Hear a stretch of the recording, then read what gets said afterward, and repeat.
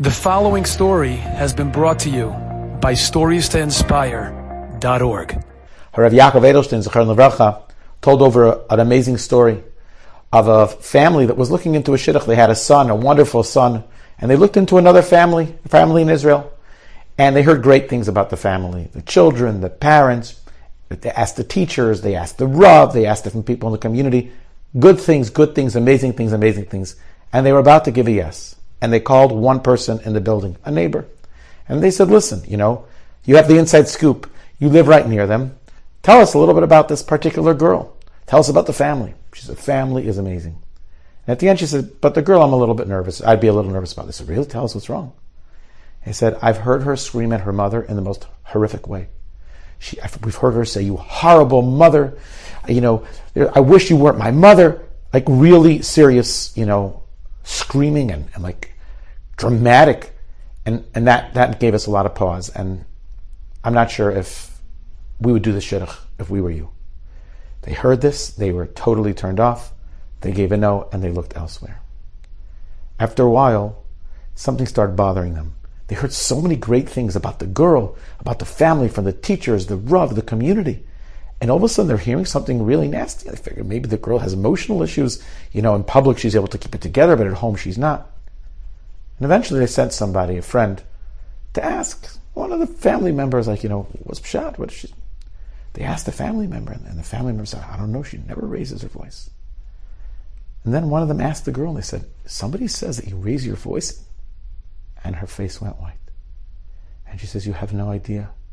She says, I do a little bit of acting in some of the local productions, and I had a part, and the part was the part of a girl who's struggling with her mother, and she's saying vicious things to her mother. And as a matter of fact, the whole point of the play was to show that she had thought one thing about her mother, but realized that essentially her mother wasn't what she thought she was. And I was just practicing at it, to the wall. My mother wasn't even home when I said it. Seems like the neighbor heard it a few nights in a row, maybe a few weeks in a row. She gave over the information without being down l'kav zechus, without giving the benefit of the doubt. And the shidduch didn't happen. Now in Hashem's playbook, maybe there was a reason why the shidduch didn't happen. But look at the consequences of not being down l'kav zechus, of not giving the benefit of the doubt, of not trying to find, perhaps there's a reason, maybe I didn't hear right, maybe there's a different circumstance, which there actually was. I saw an incredible story.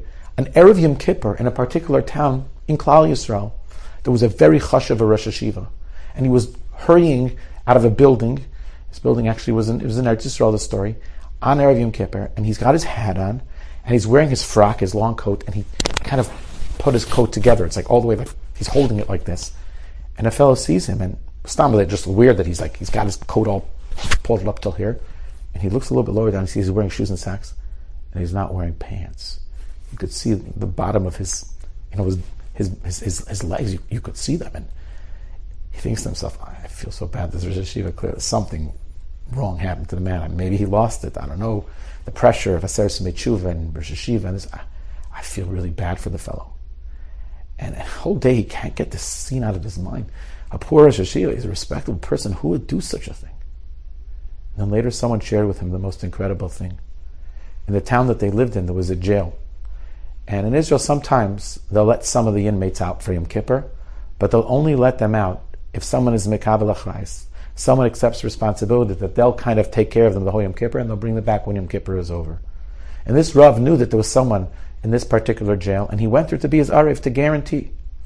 As he's there, the prisoner comes in, and he's wearing his uniform, his orange, whatever it is, his prison garments, and the Rav comes in and says, I'll take a charayis, and the judge says, no problem. He says, but I'm not sending him back to prison to get his stuff. You got to get me clothing now. He says, I don't have clothing. He goes, listen, I got to go home for Yom Kippur, etc., etc. If you can't do this, we'll just send him back to jail. And the Rav, out of desperation, said, don't worry, I got it. And he walks into the next room, and he takes off his pants, and he takes off his shirt, and he gives it to this inmate. And he puts his frock back on, and he holds it up here, because he's got no shirt underneath it. And he kind of tries to scrunch himself down so no one should see his legs.